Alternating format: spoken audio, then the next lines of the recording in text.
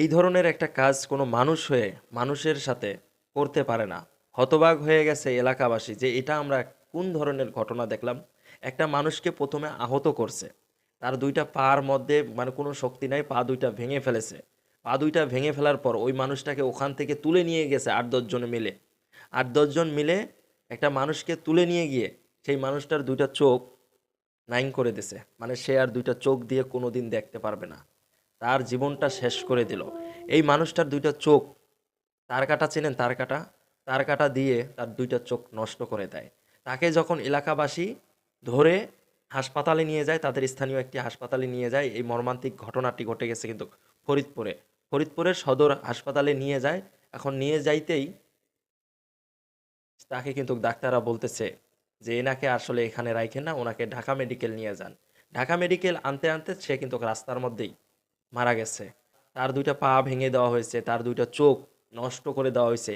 এই ধরনের মর্মান্তিক ঘটনা দেখার পর এলাকাবাসী আসলে খুবই কষ্ট পেয়েছে, খুবই দুঃখ প্রকাশ করেছে যে এই ধরনের ঘটনা এর আগে আমরা কখনো দেখি নাই, যে মানুষ হয়ে মানুষের সাথে এই ধরনের একটা মর্মান্তিক কাজ করতে পারে।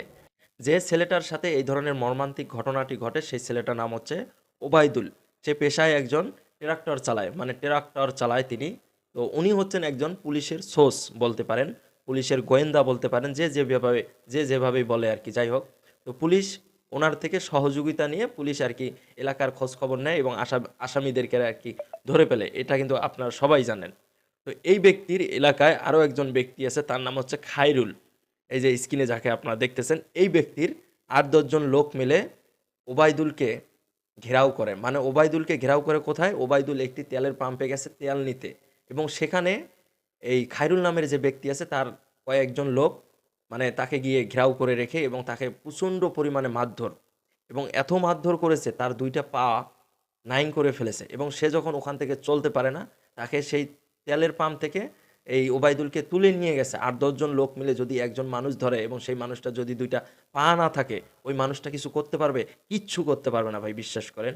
এই মানুষটাকে তুলে নিয়ে গেছে তাদের একটি আস্তানায়, তুলে নিয়ে গিয়ে এই মানুষটাকে তার দুইটা চোখ বলতে পারেন তার কাটা দিয়ে নষ্ট করে দিয়েছে।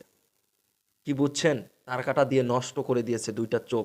সে আর পৃথিবীর আলো দেখতে পারবে না, এবং কোনো আসামিকে সে দেখতে পারবে না, কে কি করতেছে সেটা আর বলতেও পারবে না। শুধু বলতে পারবে, এখন বলতে পারলে তো আর কিছু নেই। সে যদি দেখতে না পারে, সে দেখলে সে না সে বলতে পারবে, এখন দেখতে পারবে না, তার দুইটা চোখ নষ্ট করে দিয়েছে। এলাকাবাসী যখন দেখলো সে আসলে খুবই অসুস্থ, তাকে বাঁচাইতে হবে, তাকে স্থানীয় একটি হাসপাতালে নিয়ে যায়, এবং যাইতে যাইতেই সে আসলে নাই হয়ে গেছে, সে আর পৃথিবীতে নাই। তো কার কার এলাকায় পুলিশের সোর্স আছেন, আপনারা খুব সাবধান হয়ে থাকবেন। আপনাদের উপরে যে কোনো মুহূর্তে চাপ আসতে পারে, এবং এত পরিমাণ চাপ আসবে সেটা আপনারা কিন্তু সামলাইতে পারবেন না। কিন্তু এই যে ওবায়দুলের এলাকাবাসী বলতেছে আমরা এই ধরনের ঘটনা এর আগে কখনো দেখি নাই, যে একজন মানুষ হয়ে আরেকজন মানুষকে এভাবে আহত করে মেরে ফেলতে পারে।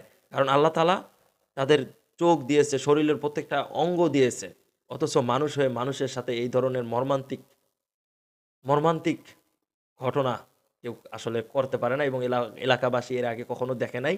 এবং এলাকাবাসী খুব ভালো করে বলেছে যে আমরা এর একটা সুষ্ঠু বিচার চাই, এই ধরনের ঘটনা আর যাতে কোনো মানুষের সাথে না ঘটে। তবে এলাকাবাসী বলতেছে যে আমরা এটা নির্দ্বিধায় নিঃসন্দেহে বলতে পারি এই কাজটি করেছে খায়রুল, যাকে আপনারা স্ক্রিনে বর্তমান দেখতেছেন।